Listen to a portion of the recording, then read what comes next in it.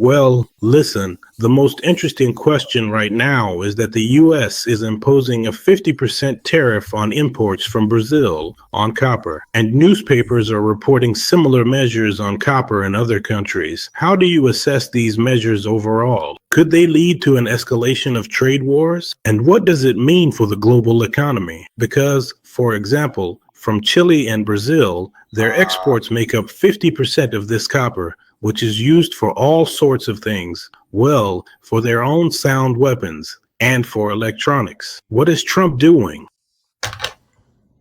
Well, generally speaking,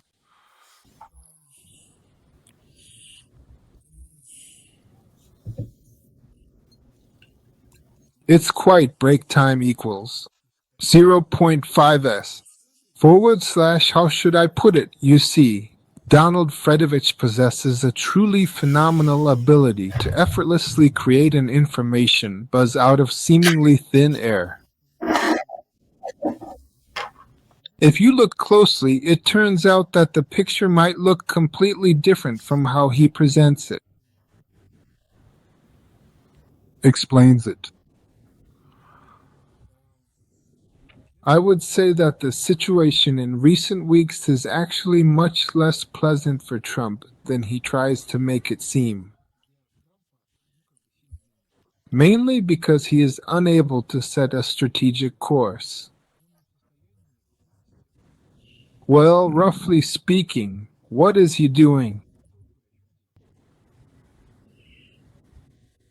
GDP is falling, industry is declining, unemployment is rising, household sales are dropping. What should be done? And he, well, talks a lot, but there's no visible effect. From the point of view of common sense. There's a lot to discuss. Political analysts, for example, Professor Evstady, say that, roughly speaking, Trump's window of opportunity has narrowed significantly. Don't go here, don't go there, back and forth. I'd put it differently. I'd say that Trump understands that. Literally within a couple of months, the overall picture of the world will change dramatically, including a collapse of the financial markets. That's why he's not so concerned about the current situation. What matters is the picture that will fundamentally emerge. In a couple of months, when this collapse happens, someone might say, "What nonsense! There won't be any collapse. Everything's fine, my dear Marquise." But they have the right to their opinion.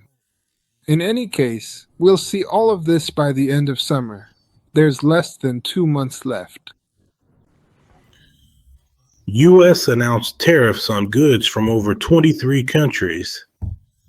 July 7th, CASP extends retaliatory tariffs. Is this a reflection of Trump's mercantilism, and what could it lead to? Well, you see, if we talk about Trump's logic, it actually has objective economic grounds. The United States of America was selling its economic power. They compensated for this through emission. In other words, all the countries of the world were receiving some extra profit from the emission of US dollars and were benefiting from it. A windfall. But Trump said, "That's enough, now you're going to pay," meaning you'll have to give something back for this. A certain amount to the United States of America. You could argue, like Trump, by doing this you're undermining the global trading system, you're creating problems, and so on, and so on. But let's take a look. If we're really interested in controlling the balance, basically, making sure we give exactly as much as we get, then in that case, we can forget about the WTO. And if we want this kind of fairness, then we need to forget about the WTO and build some new structure. The option I suggested is currency zones. Maybe there are other things that could be proposed. I just haven't come across any alternative options that are comparable in substance so far.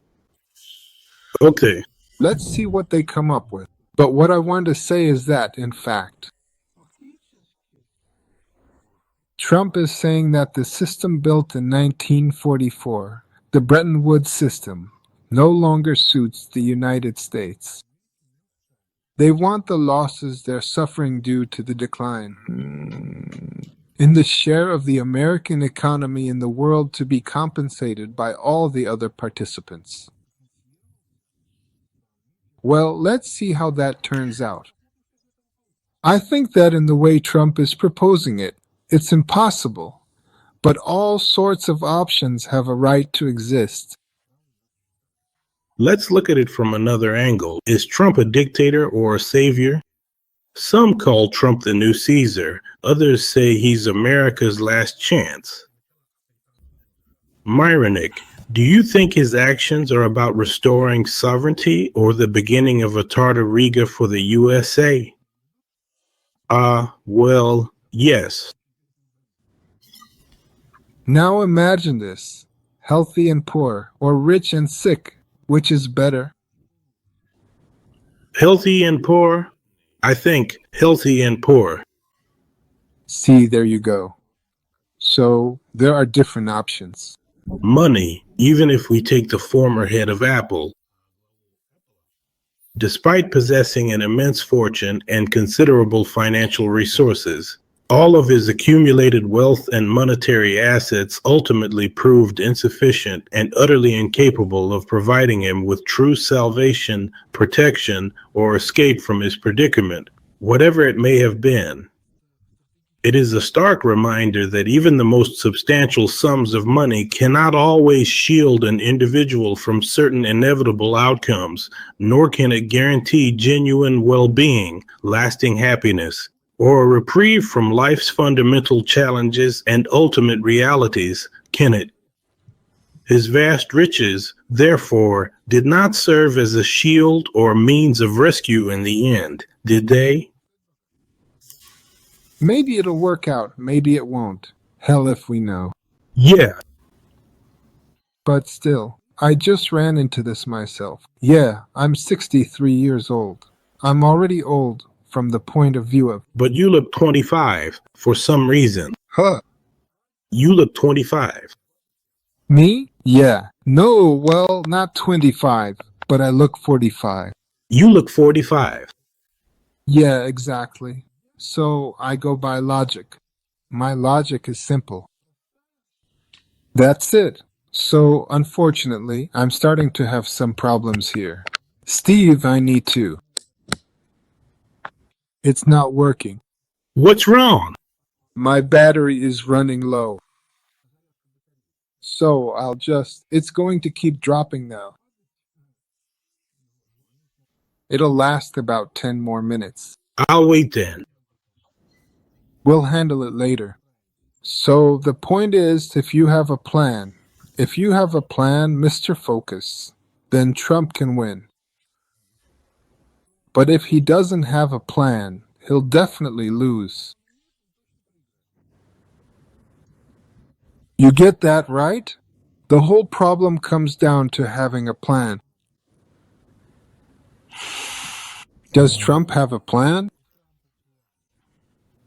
Yeah, there are new ones coming. I don't know. Look, how much?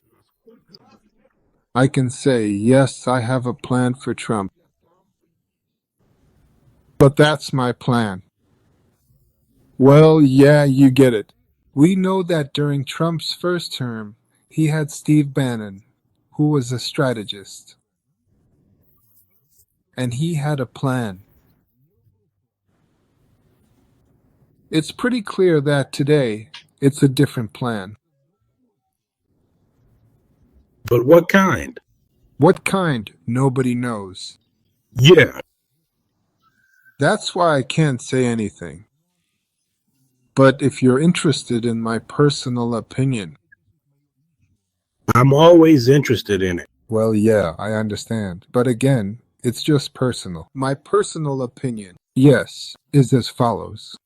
There's no one in Trump's circle who could develop such a strategic plan.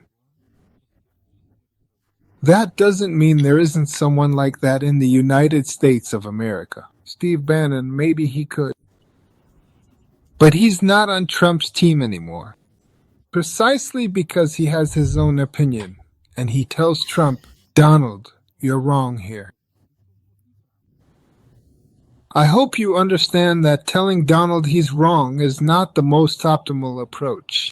Not the best way. Yeah, not the best way to achieve success. Not the best way to approach a monkey with a grenade.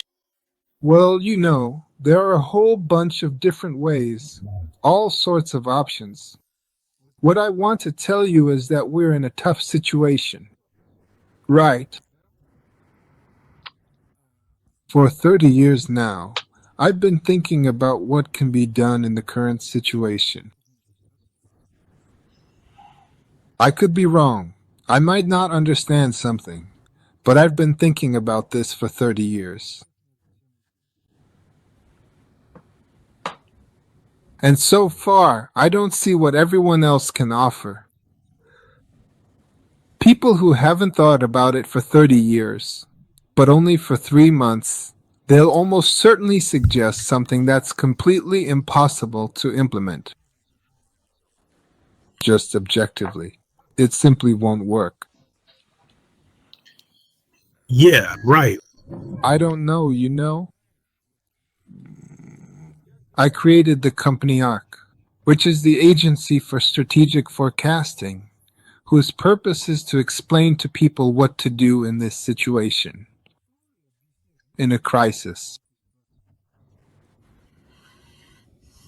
I know I have something to say, but I also fully understand that a significant number of people who pretend they have something to say actually have nothing to say. Simply because they don't even understand what's going on. This is the real problem of modern life. We are facing a crisis. We are facing an extremely dangerous trend. And we have a huge number of people who pretend they understand everything, but in reality, they don't understand anything.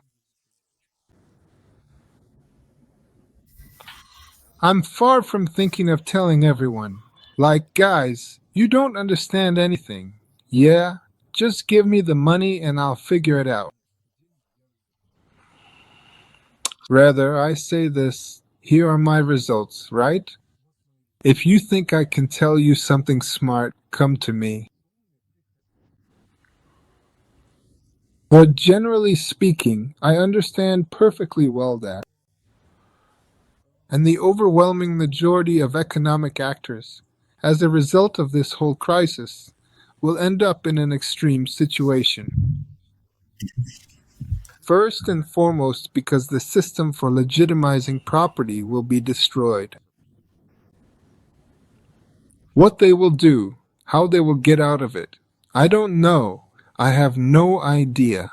I have no thoughts on this matter. I can see how drastically the situation in Russia is changing. I already see, yes, like a former minister, not just anybody. Starovoytova took her own life. And two, Well, then, the conspiracy theories start. Like, maybe he didn't do it himself. Back and forth. But that's really not for me to say. I just clearly understand that the problem is this. There was an infrastructure. A lot of people lived within it, many of whom were very wealthy thanks to this infrastructure. As a result of the crisis, maintaining this infrastructure became too costly. It collapses. And as a result, All the people who are part of this infrastructure but held some kind of status collapse along with it. After that, scenarios vary. Some end up in prison, some die, some get shot, some try to run.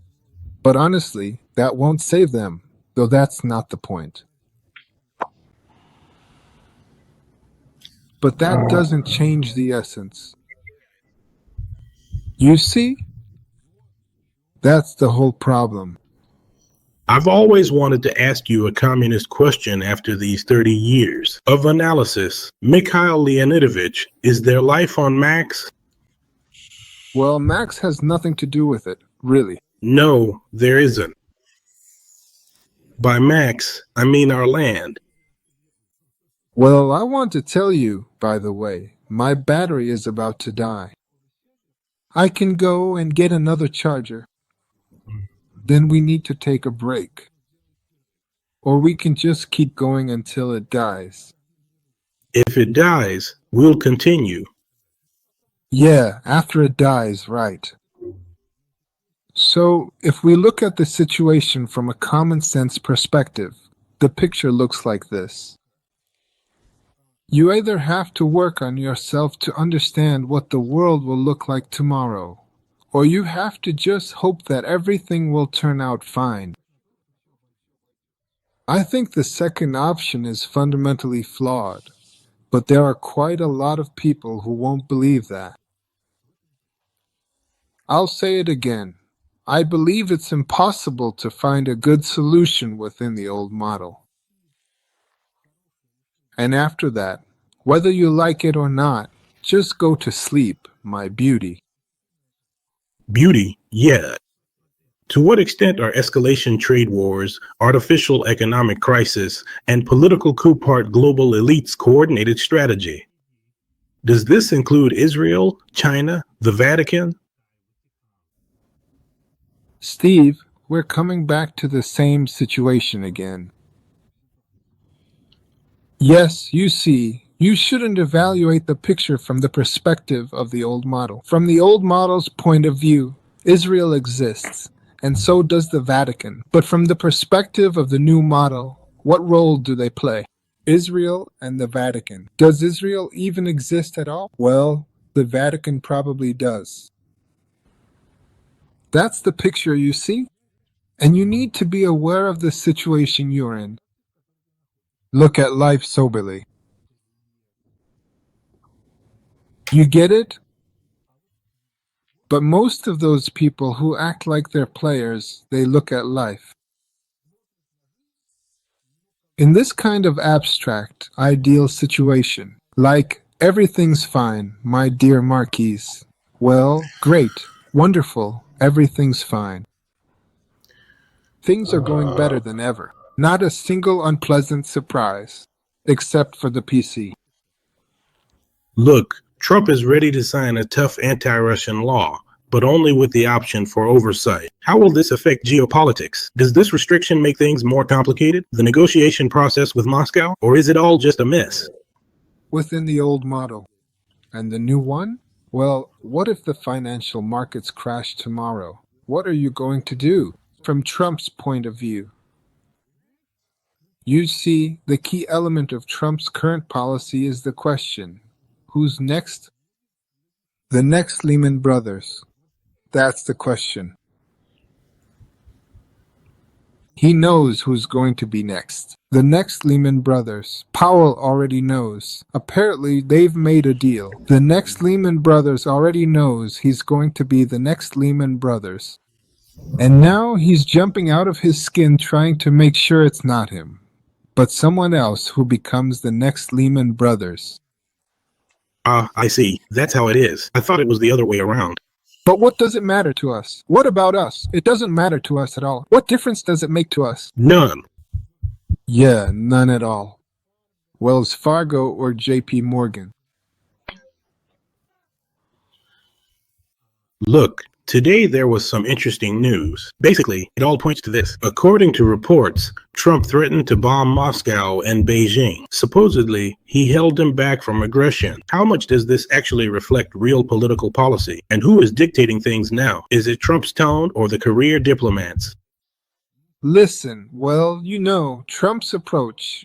If you want no one to ever know what you're thinking or planning to do, there are two options. Option 1. You don't say a single word. You keep quiet like a communist under interrogation. Option 2, on the contrary, you say so many words that it's completely unclear what you actually mean. And you say it this way, and that way, all sorts of ways. That's Trump's approach. You get it? He said everything. Maybe it's this way. Maybe it's that way. Maybe it's something else. Maybe it's something entirely different. So go figure it out. Okay. Drone attacks on Moscow and Rostov, no response. Scandals in the Ministry of Defense, degradation of state governance, or deliberate game by the elite with the West, following controlled surrender. Listen, those are some really scholarly words on the surface. It's absolutely obvious that there's a power struggle going on in Moscow. It's absolutely obvious that power there was controlled by the British network, the American network. In the economy and finance, that's still the case. It's absolutely clear that as a result, this control has been sharply weakened. How they interact with each other over there, personally, I don't care. I understand that in the end, the control of the American and British networks will collapse. But how is this happening? If I were on the inside, if I were a minister there, of course I would care about it. But I'm not a minister. I'm just a private individual. I'm watching this from the sidelines, as they say. So I've got a mug of beer in one hand, popcorn in the other, well, or chips, or what else? Spicy wings. By the way, that whole popcorn and wings thing, it actually came from America. Well, I can assure you, it didn't come from America. That started much earlier, actually. So here I am, sitting with my beer and spicy wings. I'm chewing on wings, washing them down with beer, and all of this is happening right in front of me. Why should I care who wins, the Vatican or whoever, and whether I should drink? This isn't even a real show. Yeah, like who becomes the winner, the Champions League champion, Real Madrid or Chelsea, or whoever, it doesn't matter. It truly doesn't matter at all. I'm simply watching a game of football. How many goals will ultimately be scored in the left goal? Perhaps 5 in the right. You just genuinely don't quite grasp how life fundamentally works. Okay, tell me. Now, after the fact, everyone will start saying it was all a clever plan. That's convenient, huh? It's convenient. Most importantly, you're smart. You had a clever plan. There you go. But it could have turned out differently. Then there would have been a different clever plan. Well, I don't know. Honestly, it's like dealing with kids. No, but listen.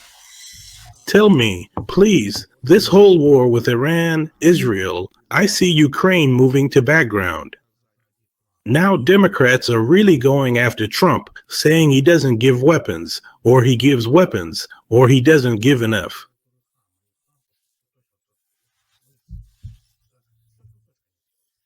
So, what do you think? Does Trump personally dislike Zelensky so much that he treats the Ukrainian conflict this way, or does he just not want to be involved? So that later, people in history won't say he got involved there.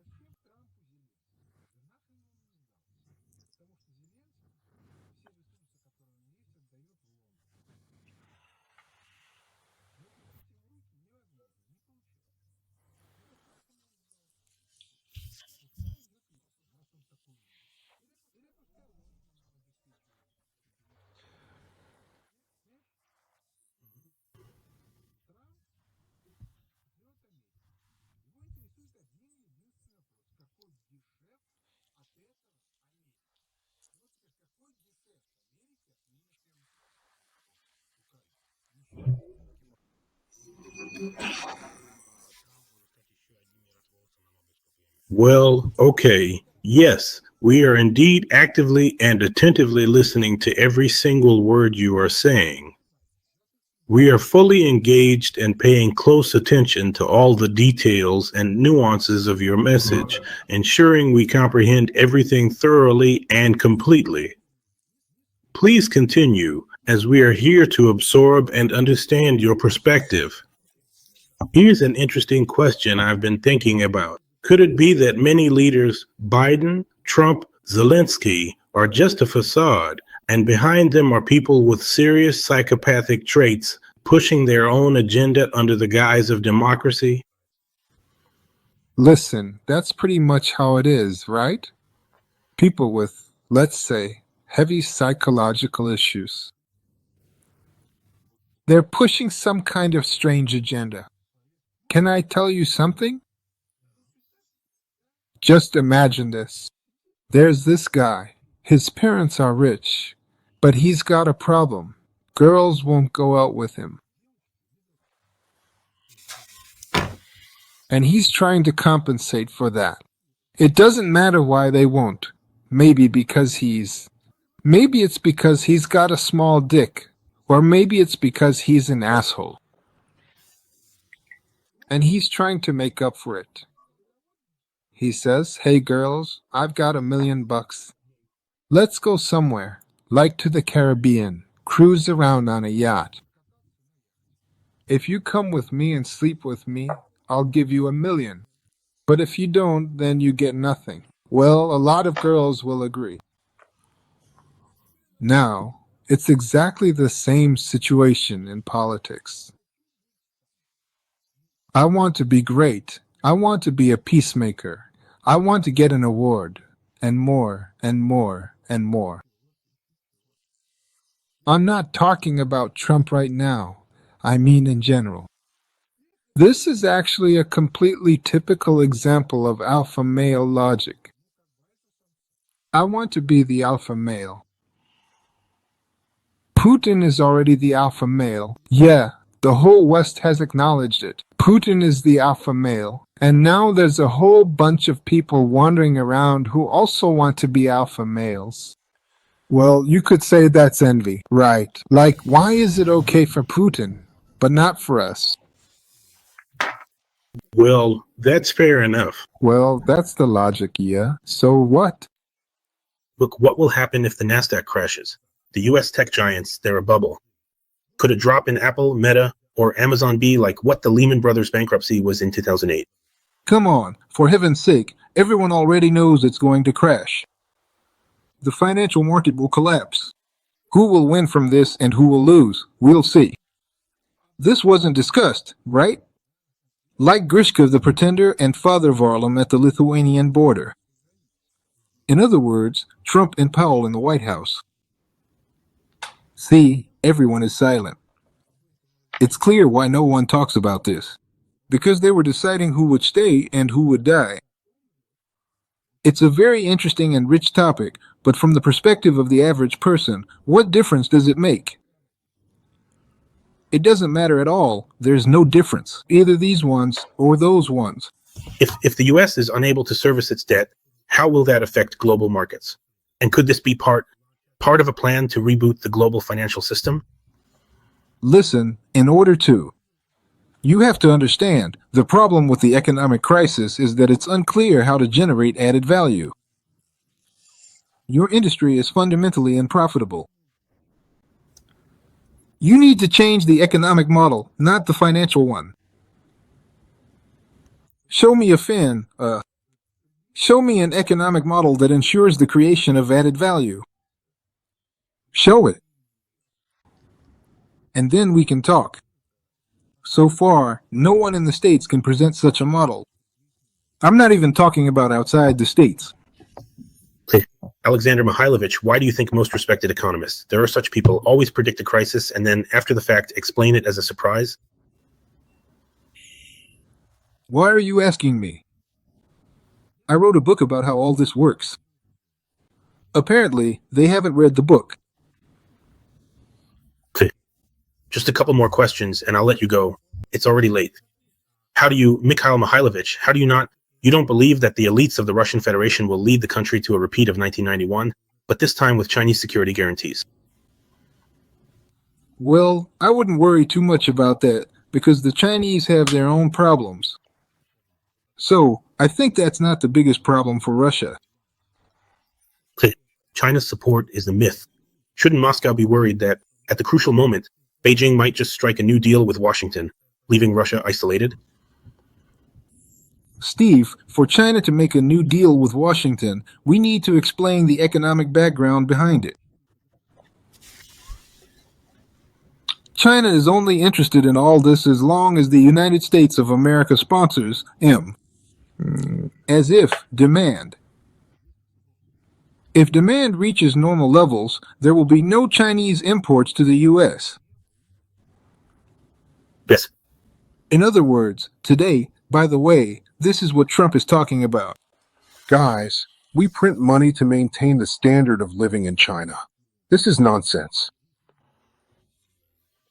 Why should American citizens support the standard of living in China? And if they don't support the standard of living in China, well, then, accordingly, my entire economic model collapses. Okay, here's a question for you. If tomorrow the government calls you in and offers you the position of Minister of Economy, would you accept? And if you did, what would be the first thing you'd do? Quiet. Yeah, let's talk about the terms. Do the terms suit you? That's a complicated question. What terms? How do they suit me? That's a very delicate question. You have to understand, today it's impossible to solve issues only within Russia. You have to address them on a broader scale. So, well, let them make an offer, and then we'll talk. So far, no one's offering anything. What's scarier, chaos or managing chaos? Could it be that the modern crisis, immigration, war, collapses isn't just random, but a controlled process to create a new world order? Well, you know, the people who control this chaos and cause all this mess, well, it's the same people. Today, the world is run by the very same people who orchestrated the COVID crisis, back in 2020.